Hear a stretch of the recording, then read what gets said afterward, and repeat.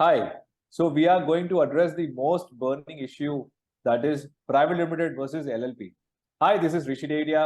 Hi, this is Raja.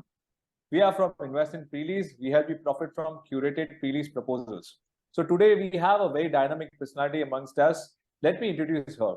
Krupa Joisar, a company secretary and fellow member of the Institute of Company Secretaries of India and LLB graduate from the Government Law College GLC Mumbai.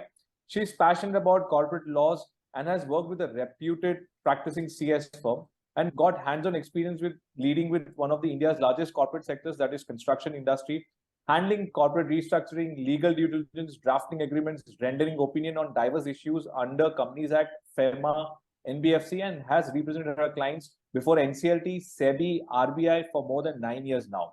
She has a passion and commitment towards her work and thus empowering her firm and all the stakeholders.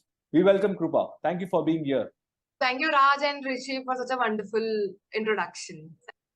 Krupa, what are the features of private limited SPV when we're talking of a special purpose?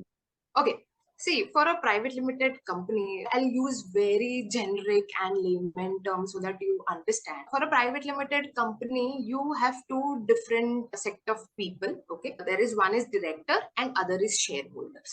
Okay, so who are directors? Directors are appointed by shareholders to manage and run the show. And shareholders are the ultimate owners of the company. So directors are one who have to be responsible and answerable to the shareholders. So they have, while managing and running the show, they have to make sure that the interest of the shareholders is protected and preserved.